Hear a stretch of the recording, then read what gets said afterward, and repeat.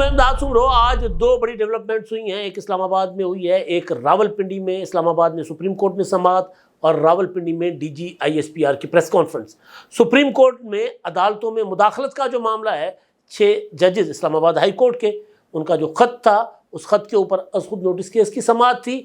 اور press conference جو تھی وہ تھی پاکستان میں سیکورٹی کے معاملات، سیکورٹی کے حالات، اس پر D G I S P R نے بریف کیا، اور سوال جواب جو ہوئے اس میں معاملہ 9 مئی کا بھی آ گیا۔ ایک طرف عدالتوں میں مداخلت اور دوسری طرف عدالتی نظام کا سست رو ہونا، یعنی سست روی کا شکار ہونا، بر وقت فیصلے نہ کرنا اور اس کے نتیجے میں پیدا ہونے والے حالات۔ بظاہر جب آپ دیکھیں گے اس پریس کانفرنس کو اور جو سماعت ہے سپریم کورٹ کی،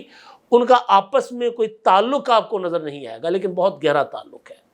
تعلق عدلیہ یہ شکایت کر رہی ہے، جج صاحبان یہ شکایت کر رہے ہیں کہ ہمارے اوپر پریشر ڈالا جا رہا ہے مخصوص مقدمات میں کہ جی اس میں اس طرح کے فیصلے کریں،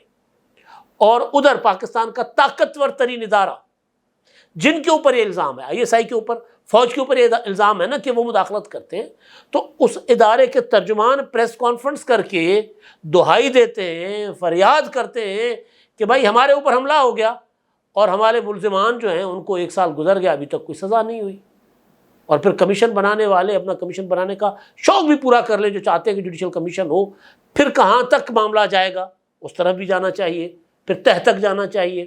پھر وہاں پر آ کر جو ہے وہ پاکستان کی فوج جو ہے وہ اپنے کئی افسروں کی قربانی بھی دیتی ہوئی نظر آ رہی ہے۔ تو بہرحال جو سپریم کورٹ والا معاملہ ہے اس پر اگلے کسی ویلاگ میں ڈسکس کر لیں گے اس میں کیا ہوا، لیکن جو D G I S P R کی پریس کانفرنس تھی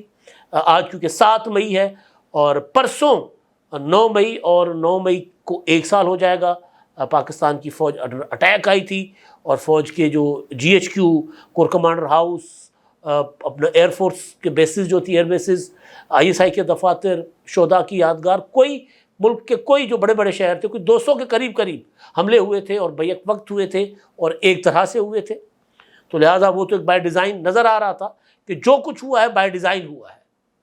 لیکن اس کے بعد 1 سال کے دوران کئی اور ڈیولپمنٹس بھی ہو گئیں۔ ملک میں انتخابات ہو گئے، انتخابات میں تحریک انصاف کو بہت بڑا ووٹ پڑا، عمران خان نے کہا کہ جی 9 مئی جو ہے وہ 8 فروری میں بہہ گیا، یعنی 9 مئی تو ایک فالس فلیگ آپریشن تھا۔ پھر عمران خان صاحب، ان کی پارٹی جوڈیشل کمیشن کا مطالبہ کرتی آ رہی ہے، اور پھر مسلسل ایک سوال جو ہم بھی کرتے ہیں، جو بلکہ آج ہی دوبارہ یہ سوال عرفان صدیقی صاحب جو نواز شریف صاحب کے معتمد خاص ہیں، انہوں نے کہا، آج سوال اٹھایا اپنے آرٹیکل میں لکھ کر، تو حکومت بھی یہ سوال کرتی ہے کہ بھائی 9 مئی کے جو ملزمان تھے یا جو کردار تھے وہ کس طرح اسمبلی میں پہنچ گئے، کس طرح ان کو خیبر پختونخوا میں حکومت مل گئی، یہ سارا کچھ ہوا کیسے؟ تو اس پر فوج کے اوپر الزام آتا ہے کہ جی فوج نے پراپر پروسیکیوٹ نہیں کیا، فوج حکومت پر الزام لگاتی ہے کہ حکومت جو ہے وہ اپنا اس نے پراپر چیزوں کو ہینڈل نہیں کیا، مس ہینڈل کیا ہے، اور پھر سارے مل کے عدلیہ کے اوپر الزام لگاتے ہیں کہ جو جوڈیشل ایکٹیویزم ہے وہ اتنے بڑے سانحے کی، اتنی بڑا جو واردات ہوئی پاکستانی قوم کے ساتھ، اس واردات کے ملزمان کو گڈ ٹو سی یو کہہ کے رہا کر دیتے۔ یہی ہوا تھا نا، 9 مئی کو عمران خان گرفتار ہوا، اور اپنا اگلے دن ہی عمرتا بندیال نے نوٹس لے لیا درخواست پر اور بلا لیا اس کے اگلے دن، تو 11 مئی تک عمران خان صاحب اپنے گھر پہنچ گئے تھے، اور 9 مئی کو پورا کا پورا پاکستان، 9 اور 10 مئی کو پاکستان میں یوں لگ رہا تھا کہ حکومت اداروں کے نام کی کوئی چیز نہیں ہے، یوں لگ رہا تھا کہ پاکستان کابل اور قندھار بن گیا ہوا ہے، یوں لگ رہا تھا کہ پاکستان عراق یا شام کا کوئی شہر کی صورتحال پیش کر رہا تھا، بلوائی تھے جو ملک کو روند رہے تھے، تو یہ سارا کچھ ہوا تھا نا 9 مئی کو۔ تو اس پر ظاہر ہے آج ان کی جو پریس کانفرنس تھی، اس جیسے ہی پریس کانفرنس ہوئی تو مجھے لگا کہ یہ بات انہوں نے شروع تو کی ہے، دہشت گردی کے خلاف آپریشنز، کاروائیاں، اور اس میں انہوں نے ڈیٹیل بتائیں کہ کتنے دہشت گرد بشام کا واقعہ تھا یا اپنا گوادر میں حملے تھے، جتنے بھی حملے تھے اس میں ملوث لوگ، پھر مسنگ پرسنز کا ذکر، سارا کچھ ہوا، لیکن سمجھ آ گئی تھی کہ D G I S P R صاحب جو ایک خاص پیغام دینے آ جائیں، کیونکہ آج 9 مئی نہیں، آج 7 مئی ہے، اور یہ پیغام اگلے 2 دن کے لیے ہے، کیونکہ اس کی تیاری پی ٹی آئی بھی کر رہی تھی، تو ایک پیغام دینا تھا۔ آپ کو ان کی باتوں پر میں آتا ہوں، آپ کو ایک چیز مسلسل مس گائیڈ کی جاتی رہی ہوگی، مس رپورٹ کیا جاتا رہا ہوگا، پروپیگیٹ کیا جاتا رہا ہوگا کہ یہ تھاٹ پروسیس ہو رہا ہے، فوج جو عمران خان کے ساتھ مذاکرات کرنے کو تیار ہے، فوج تو بندے بھیج رہی ہے عمران خان کے ساتھ مذاکرات کریں، ہم آپ کو مسلسل کہہ رہے ہیں کہ ایسا کچھ بھی نہیں ہے. اگر فوج کے ادارے کی بات ہو، جو فوج کا ادارہ سے مراد کہ فوج کے جو فیصلہ ساز ہیں، اگر ان کی بات ہو تو ان کے پاس عمران خان صاحب کے لیے کسی قسم کی کوئی معافی، کوئی روح رعایت نہیں ہے. ہاں اتنا ضرور ہے کہ فوج ظاہر ہے وہ ہم میں سے ہی ہیں، وہاں پولیٹیکل خیالات کے لوگ بھی ہوتے ہیں، ووٹ بھی کاسٹ کرتے ہیں، ہو سکتا ہے کئی جنرلوں نے عمران خان صاحب کو ووٹ ڈالا ہو، لیکن جہاں پالیسی اس کا مسئلہ ہوتا ہے پھر ایمن بلال کا آج اعتراف کر لیا گیا کہ جو اپنا کور کمانڈر منگلہ تھے ایمن بلال صفدر ولایت صاحب، ان کو نکالا گیا. عمران خان کے ساتھ ہمدردیاں اور اپنے ادارے کے اندر ایک ماحول بنا رہے تھے. کل پرسوں ہمارے وزیر اپنا دفاع نے کہا، خواجہ آصف نے، کہ اندرونی بغاوت کی بڑی سازش تھی 9 مئی. تو ظاہر ہے 9 مئی کے بعد D G I S P R نے کہا کہ بھئی ہم نے تو فوراً ہمارے ادارے کے اندر جو لوگ تھے، جو عناصر موجود تھے 9 مئی کے سہولت کار ہے جو بھی، ان کو تو ہم نے فوراً خود احتسابی کر لی، لیکن دوسری طرف کچھ نہیں ہو رہا. اور یہ بات بالکل ان کی ٹھیک ہے. بھائی یا تو 9 مئی ہوا ہے یا نہیں ہوا. اگر ہوا ہے تو پھر 1 سال بڑا ہے. 1 سال کوئی چھوٹی مدت نہیں ہوتی. اس دوران میں کہہ رہا ہوں نا کہ انتخابات بھی ہو گئے، سارا کچھ ہو گیا. تو بہرحال اب میں آتا ہوں ان کی پریس کانفرنس پر. ان کی پریس کانفرنس میں باقی معاملات کے بعد جیسے ہی 9 مئی پر سوال ہوا، اور سوال یہ ہوا کہ یہ بانی P T I Imran Khan کہتے ہیں فالس فلیگ آپریشن تھا، ایک جھوٹا ڈرامہ تھا جو فوج نے خود اپنے اوپر خود حملے کروائے اور ہمارے گلے ڈال دیا. یہ پہلے، اور اس کے بعد پھر وہ کہتے ہیں جوڈیشل کمیشن کا مطالبہ انہوں نے کیا ہے. تو کیا جوڈیشل کمیشن کا مطالبہ ان کا جائز ہے؟ تو انہوں نے کہا کہ جوڈیشل کمیشن جو ہے، D G I S P R کہتے ہیں کہ وہ تو بنتا ہے تب جب کوئی چیز چھپی ہوئی ہو، واقعہ ہو گیا، حادثہ ہو گیا، کسی کو پتہ نہ چلا کس نے کر دیا. یہ تو کہتے ہیں ایک ذہن سازی تھی، لوگوں کے ذہن زہرآلود کر دیے گئے تھے اور اس کا نتیجہ تھا. تو اس میں تو کوئی ڈھکی چھپی بات نہیں ہے. انہوں نے کہا کہ جی ابھی تک سزا نہیں ہوئی، سزا تو دینی پڑے گی. اگر سزا نہیں دیں گے تو ظاہر ہے پھر دوبارہ ایسے واقعات ہوں گے. تو یہ ظاہر عدلیہ کی طرف انہوں نے اشارہ کیا. پھر انہوں نے آگے چل کر جو باتیں کی ہیں وہ میں آپ کو بتاتا ہوں. انہوں نے کہا کہ جی ٹھیک ہے، ہم تیار ہیں، بنائیں کمیشن. پھر کمیشن کو تہ تک جانا ہوگا. پھر کمیشن کو 2014 میں جو کچھ ہوا، یعنی 2014 میں دھرنا جو اسلام آباد میں ہوا تھا، پھر پارلیمنٹ پر جو حملہ ہوا، پی ٹی وی پر جو حملہ ہوا، اس کے اوپر جانا ہوگا. اب اس میں کون ملوث تھے؟ اس میں جنرل راحیل شریف ملوث تھے، اپنی ایکسٹینشن چاہتے تھے. اس وقت میرا خیال ہے جنرل پاشا تھے، وہ چاہتے تھے، یا ظہیر الاسلام جنرل ظہیر الاسلام تھے آئی ایس آئی میں، وہ سارا کچھ سہولت کاری کر رہے تھے. پھر انہوں نے کہا 2016 جو لاک ڈاؤن اسلام آباد، جب اپنا کے پی کے وسائل استعمال کیے گئے، پھر وہاں بھی کمیشن کو جانا ہوگا. تو اس وقت اگین اپنا جو تھی وہ ملٹری لیڈرشپ، جو ملٹری کمان، اس میں ملوث تھی. تو کہتے جائیں نا اس طرف، پھر سارا کچھ کریں. تو وہ ایک ہوتا ہے نا کہ کیونکہ اگر انصاف نہیں ہو رہا جو فوج سمجھ رہی ہے ان کے ساتھ، تو پھر اپنے ریٹائرڈ بھی قربان کرنے کو تیار ہیں جن کو وہ تحفظ کرتے رہے. میں ہمیشہ ایک گزارش کیا کرتا ہوں کہ بھائی بات یہ ہے کہ جنرل فیض حمید ہو، جنرل قمر جاوید باجوہ ہو، راحیل شریف ہو، جنرل ظہیر الاسلام ہو، جنرل پاشا ہو، اگر ان کا کہیں سازشوں میں کوئی سیاسی کردار ہے تو وہ رگڑے جائیں گے، وہ بچیں گے نہیں. تو آج D G I S P R کی پریس کانفرنس بہت کلیئر تھی. انہوں نے عدلیہ کے اوپر جو سوال اٹھایا جوڈیشل کمیشن کے بعد، وہ آئے عدلیہ کے اوپر. انہوں نے سیدھا عدلیہ کا نام نہیں لیا، لیکن اشارے کافی ہوتے ہیں. میں نے کہا نا، ایک طرف معاملہ چل رہا ہے کہ سپریم کورٹ میں کہ جی مداخلت ہوتی ہے، اور دوسری طرف مداخلت والے جو اس پر بھی میں اگلے ولاگ میں بات کریں گے ہم، لیکن دوسری طرف وہ یہ کہہ رہے ہیں کہ جی کیا مداخلت ہو رہی ہے، ہم خود بدھئی بنے بیٹھے ہوئے، ہمیں انصاف نہیں مل رہا. وہ یہ کہہ رہے ہیں کہ جی 2011 میں کہتے ہیں جی ہمارے ہاں جو کچھ ہوا دنیا میں اس سے ذرا برابر بھی نہیں ہوا، لیکن جو 2011 میں لندن میں فسادات ہوئے ود ان ڈیز، اور بات بالکل ٹھیک ہے، خصوصی عدالتیں بنی، 24 گھنٹے سماعت ہوئی، اور عدالتیں دن رات کام کرتی رہیں، اور مجرمان جو تھے وہ چاہے بچے تھے چاہے بڑے تھے، ان کو سزائیں ہوئی. اس کے بعد ہم سب کے سامنے یہ سارے واقعات ہوئے جو ہمارے سامنے ہوئے ہیں. اس کے بعد واقعہ ہوتا ہے یہ اپنا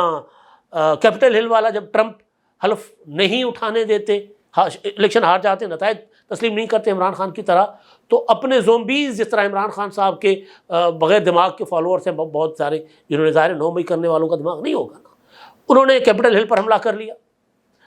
اس کے لیے پھر سارے ہیومن رائٹس انہوں نے معطل، انہوں نے کہا جی کوئی ہیومن رائٹس نہیں یہاں پر، یہ ہماری ریاست کے اوپر حملہ ہے، لہٰذا انہوں نے اسپیشل کورٹس بنا کر ان کو سزائیں دی. پھر پیرس فرانس میں جو فسادات ہوئے جس کی مثالیں عمران خان صاحب خود دیتے رہے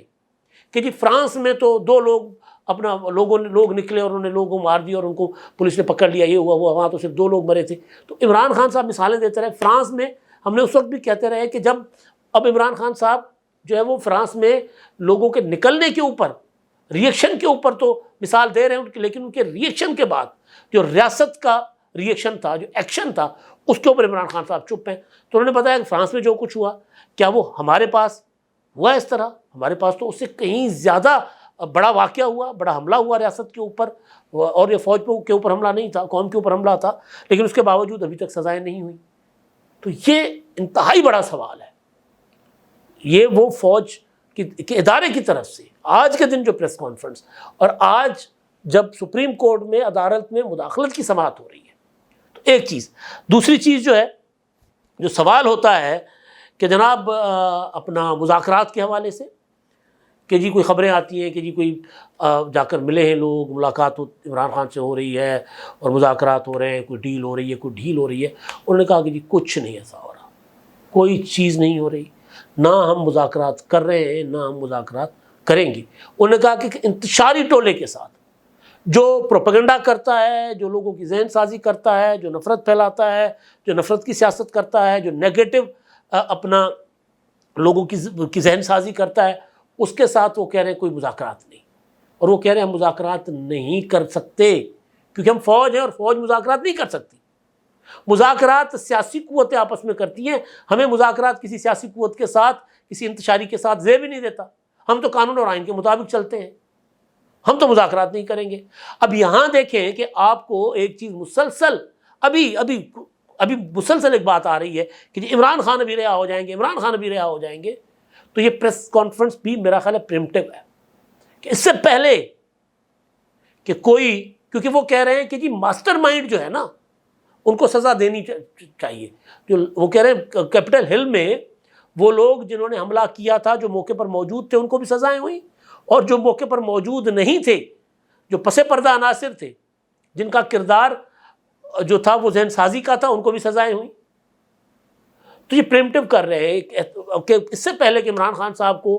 کوئی ریلیف مل جائے عدالتوں سے، جو کہ مل رہا ہے، میرا خیال ہے اسی حوالے سے ان کی یہ پریس کانفرنس انہوں نے کی. اور پھر یہ کہ وہ لوگ جو مسلسل کہہ رہے ہیں کہ جی تھاٹ پروسیس ہو رہا ہے، اور ایک جنرل چلا گیا عمران خان سے ملاقات کرنے، اور آرمی چیف بھی ملاقات خفیہ کر چکے ہیں، مطلب طرح طرح کی باتیں آپ کو سننے کو ملی ہوں گی کہ وہ مذاکرات ہو رہے ہیں. پھر کچھ صحافی لگے ہوئے ہیں،